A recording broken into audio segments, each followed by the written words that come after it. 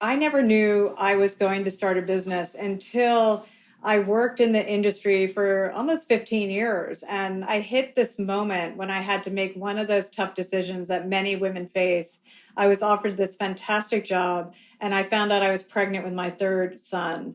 And that means I would have had three babies under the age of 4. And so I realized that I couldn't do both well, and I became a stay-at-home mom, knowing that I wanted to go back to work. And it was during that time that I knew that, number one, I wanted to start a foundation and I wanted to start a company, but I didn't know what that looked like. It was during that period that I came up with the concept.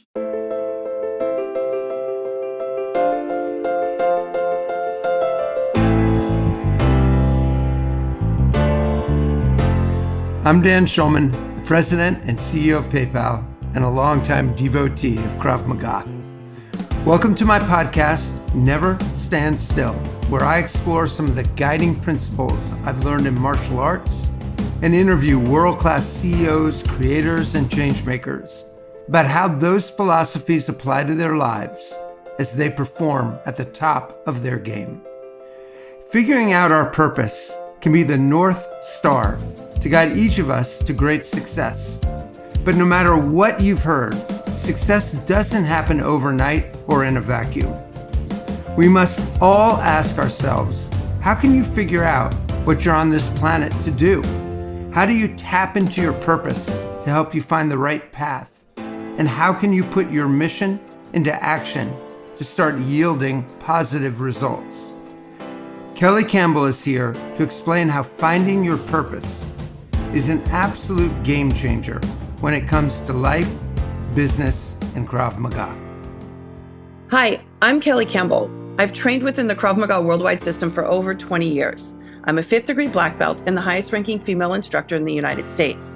There are a few things that we can know certainly in life. One of them is our own inner purpose, knowing what we aim to do in life, and aligning that with the power of our actions can help us achieve our highest potential. For Tory Burch, her success begins with purpose and values. From the very beginning, the idea of starting a company and starting a foundation were essentially the same thing. One was the means and one was the end, but they both worked together. Even in the earliest days of building her now billion-dollar brand, when she was working out of her home and from her kitchen table, she was driven by her desire to make a positive impact on people's lives. I think I remember that you spent 2 years working from your apartment with your team while your first store was being established.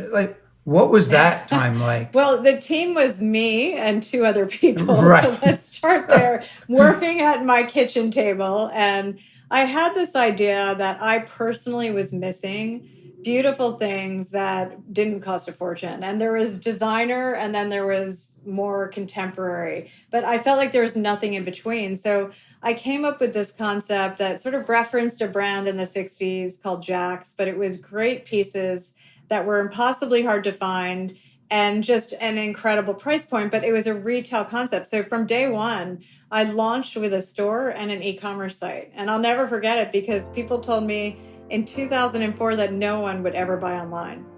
Isn't it funny how that prediction has aged? Online shopping is such a regular part of life these days, and it's totally taken over so many aspects of our lives and our mailboxes. It's hard to imagine a time when we couldn't go on our phones, select an app, and in a few clicks have whatever we desire right at our doorstep. However, just 2 decades ago, e-commerce was still a radically new frontier. And Tory was a trailblazer, and she proved that when you're working with cutting-edge technology, you can't let arbitrary predictions get in your way. Was there a time during those couple of years where you were getting ready to launch where you thought to yourself, this just isn't going to work out? I mean, there's no way it's going to happen. Was there ever that moment of what am I doing? Well, there's so many of those moments. I think working around the clock, I knew that I had to think about sourcing and supply chain differently. So I went from day one to Hong Kong and really set up meetings there and set up my infrastructure there. So you can imagine with 3 babies still, or 3 young boys, and a company that had to deal with the difference in time just alone of Asia and the US, and then managing this whole concept of starting a retail store and e-commerce site. It was a very busy time. And, you lose confidence at different times thinking, why am I doing this? How do I have the ability to do this? I knew nothing. I had never gone to business school. I had never gone to design school. I had a lot of great experience from different jobs I had, but really I was starting from scratch. So it was about instinct for sure. And believing in a concept, surrounding myself with great people always, and just taking one day at a time. And I think that's how we approached it. You have to take the challenge of building a business, or building anything really, day by day. Knowing your purpose gives you a compass to help you align with your mission as you return to it each time. It's easy to say you want to help people, but it's a lot harder to ask investors, especially friends and family, to put their money on the line as you pursue purpose over profit. Listen, after I started the company, after about a year or so, I knew that I had to fundraise. And that was an interesting concept because also when I went out to friends and family, it ended up being about 150 investors. And I said to them, invest what you want to lose, because I was so terrified, number one, of taking people's money. So I felt very strongly about that. But also when I went to the main investor, and I've reminded him this many times since, he said to me, never mention the words business and purpose in the same sentence, because I talked to him a lot about starting this global lifestyle brand, which was an underused term back then. And I said, it's because I want to start a foundation to empower women. And that was a very foreign concept. It was, they basically laughed at me. A lot of men that I met with laughed at that concept. And as you know, better than anyone, companies today are not innovative without purpose. And that's such a refreshing new time for business.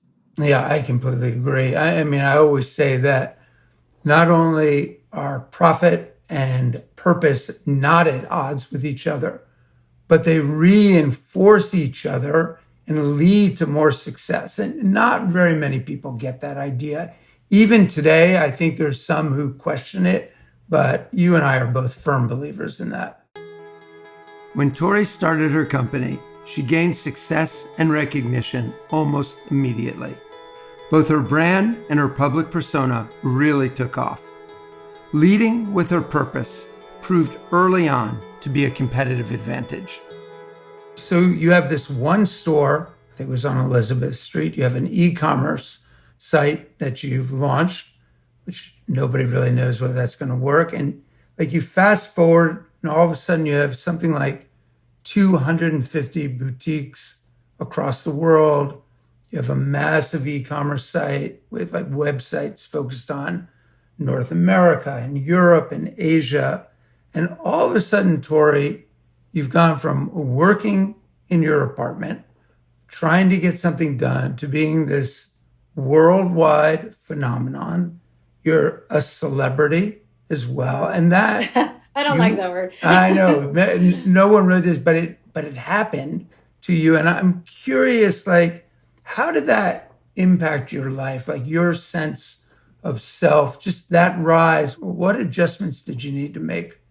I have a lot of children, as you know, and I never wanted them to be scrutinized or in the public eye. And I never really thought about, as I started this company, what that would mean and what it would mean to even be the face or the person that's known to be in front of the company. And in fact, when I started it, I tried to not use my name. I tried to get maybe 8 or 10 other names. I launched the company. It was called Tory by TRB, which was a terrible name in retrospect. And I was told that by many people.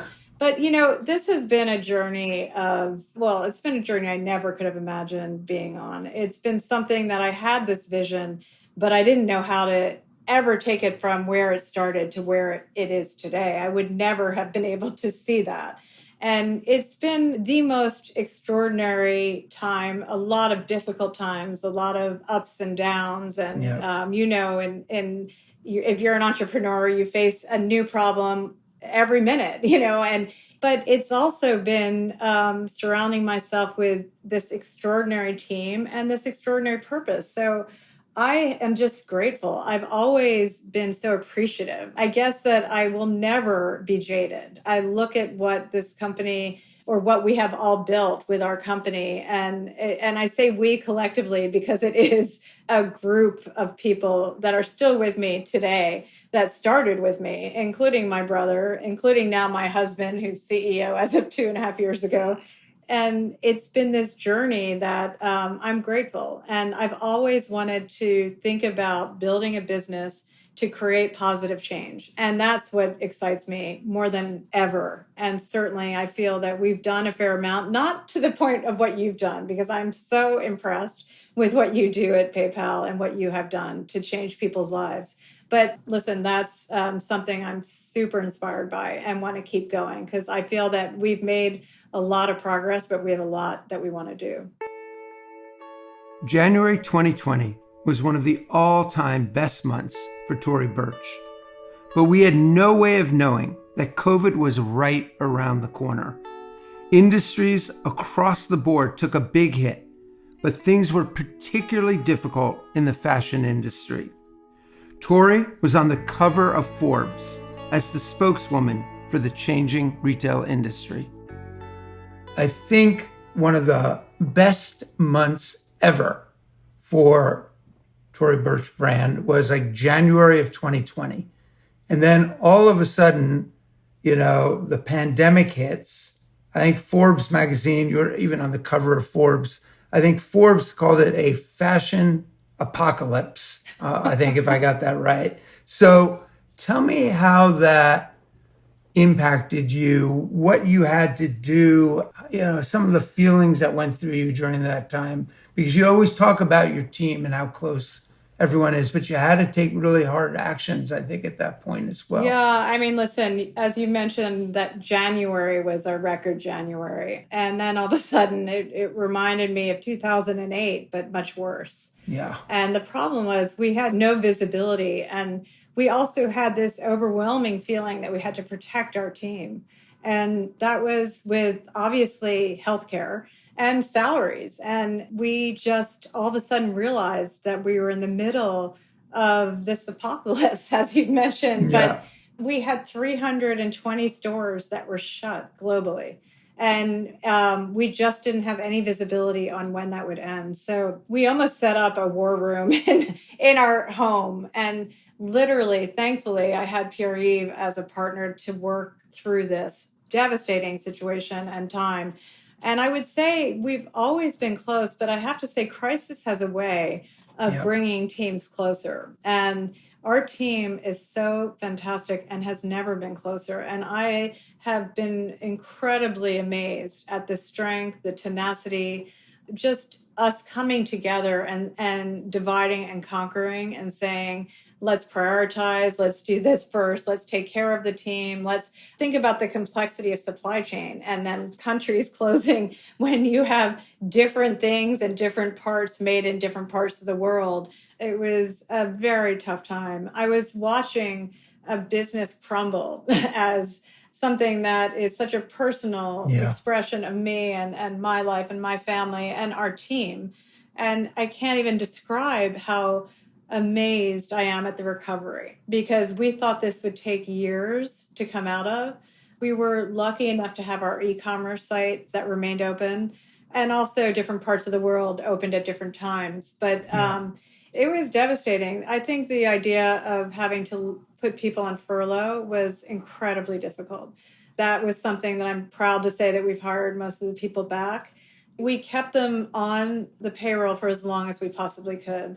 And then the furlough came and it was heartbreaking. I mean, I like giving people jobs. So for me, that was the most difficult part. But I do think they appreciated how we went about it. And we did the best we possibly could. And certainly, I think the teams realized that. So that was a silver lining. And then now we feel even stronger for this crazy time. Yeah. I think my team also kind of went through the same ups and downs and ups that your team did. It was, a roller coaster. But one of the things that came out of it, like you mentioned, was the team became closer than it's ever been before. Because, we didn't just go through the pandemic, which was a health crisis. You went through the economic crisis. You went through social upheaval with a reckoning around what does it really mean around racial equality. There was one thing after another. But one of the things that I saw, and you mentioned this, is it kind of also opened our eyes that sometimes the impossible is Yeah. possible because you have no choice, which is like working remotely. Who would have thought you could do that in 2 weeks? I mean, we had remote design meetings and merchandising and planning, everything. It was crazy. I mean, and now we feel that it's a more refined process. Right. Right. Exactly. That's how we came out of it too. Just a complete adjustment of what work looked like then and what it looks like now. And it's really quite different. Tory never wavered. She stayed true to herself and went after her mission of helping other people.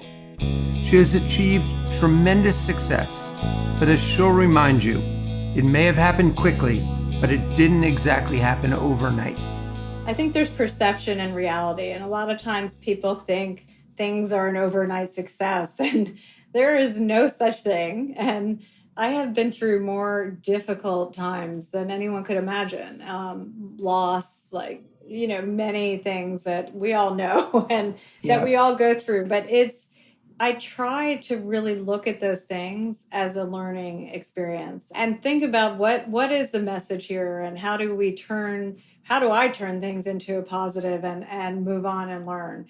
And it's such an interesting correlation to business as well, but also to life. And I think that I really relate to that. I think one of the things I was thinking about when I read that is there's nothing worse than standing still when you have to believe in something and you don't speak up. And that comes back to all of the things happening on a cultural level. I like to think of our company as a bit of an activist brand. That said, in a way that isn't preachy. And I think that's a very hard balance. And I think I like to stand not necessarily for politics, because I try to stay away from that as much as possible. I cannot stay away from humanity. And I think I'm one of the first people in our industry to speak up on different issues of humanity because I have to. It's sort of like standing still. For me, it's just not part of my nature. And I think that no matter how hard you're knocked down, you get up and it's a new day. And that's sort of how I look at things. Now, you might be asking, where did Tory develop such a strong sense of self that can empower other women and help level the playing field when it comes to gender equality? Turns out that her values were instilled at a very young age. Well, I think it started growing up with a very strong mother who I will never forget a conversation. I was very young, and I remember she was telling me that in 1972, it was the first time she was able to have a credit card in her name. I will never forget that. I had 3 brothers. And for me, it never occurred to me that women were treated differently. And I was such a tomboy and I was always right in there with them. So whether it was competing in sports or anything, so it was just such a shocking moment for me to realize that, when I graduated from Penn, I might be paid differently than men. Not based on the quality of my work, but just based on the fact that I was a woman. And so I've always cared about women's issues and women's empowerment. It's always been a guiding principle for me. And I knew that I wanted to do something about it. And so I knew that if I ever started a business, and that would be a big part of the purpose of why I would start a business. And it would be to have an environment where people felt safe and where people could come and go when they needed to. So if you had a child, and even a man too, if you needed to go to a doctor appointment, I wanted to have an environment that cared about the quality of the work, but also cared about the people. And so for me, the culture was such a critical part of why I wanted to start this company and really think about how, looking at our business, we could think in a 360 way of how we could empower women. And that could be everything from design and making women feel confident to the culture and thinking of this idea of this incredibly safe environment for people. And then just really thinking about how do we bring our investors along, but also our customer. And I think what I've realized is that our customer, and certainly young customers for sure, truly care that we have a purpose-driven business. I think some of the, as I mentioned, the investors in the beginning never wanted to hear about the purpose. And I think that that was an old-fashioned way of thinking. And certainly I've let them know. So that was part of the difficulties along the way, is really getting them comfortable with the importance of our foundation. And until, I would say, 5 years ago, because we launched the foundation in 2009, so it's been around for a while, but it took a while to get them on board. And I think that we finally have shown people the importance of using business to change people's lives. That's the paradigm for me, using business to change people's lives. No matter the industry, we all have an obligation to do our part to give back to society. The ability to go one step further and harness our collective power to change people's lives is truly remarkable. PayPal is a proud partner with the Tory Burch Foundation, and I wanted to discuss some of the life-changing work they're doing to empower and support women. What are some of your proudest moments that came out of the work you've done with the foundation? Wow. I mean, we have a fellowship program that being partners with people like you makes me incredibly proud.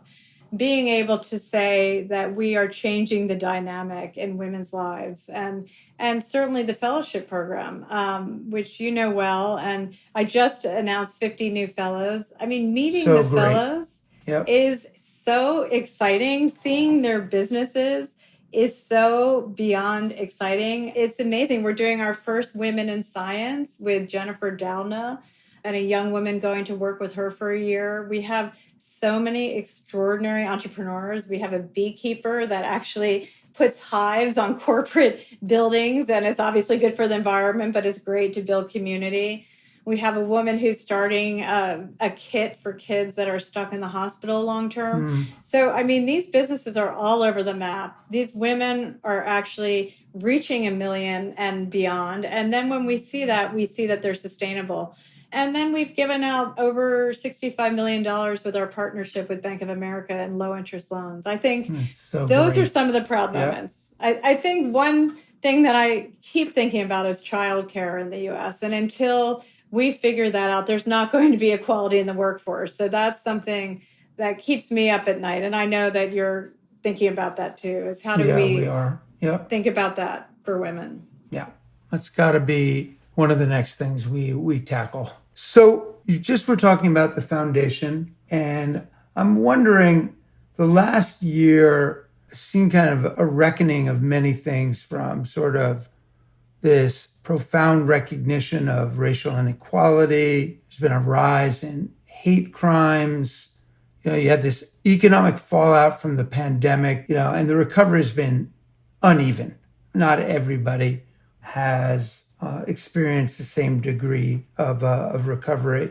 Has that influenced either the foundation's work? Has it increased its importance? What's your own personal view now of kind of where we are from a point of view around our society as well?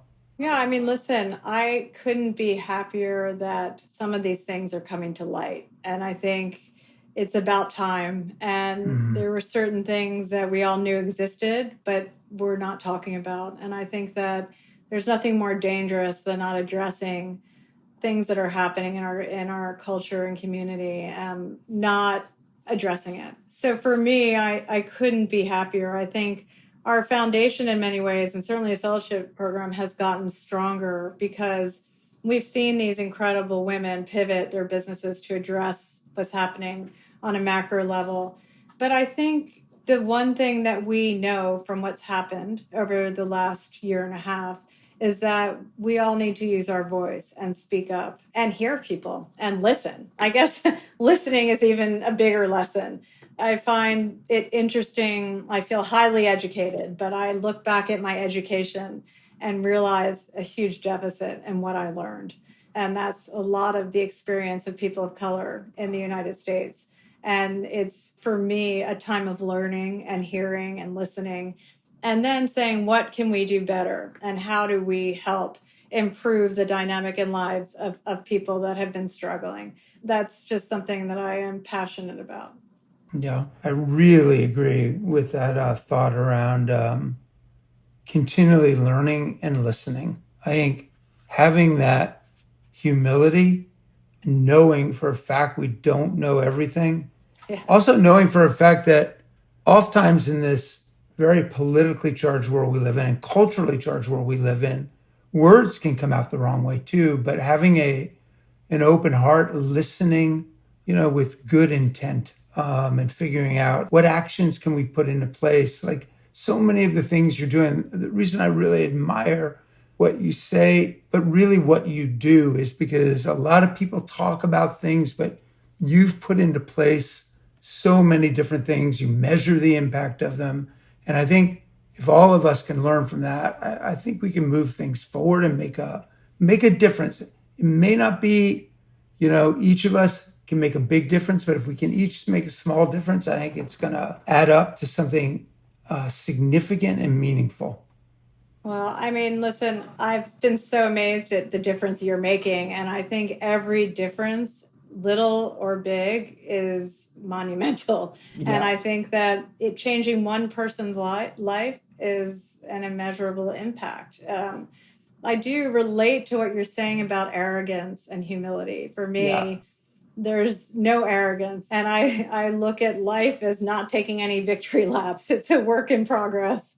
My grandmother used to say, you never learn anything with your mouth open. So that was, I've learned that lesson. My father and mother were always good listeners. I talk to my boys about that.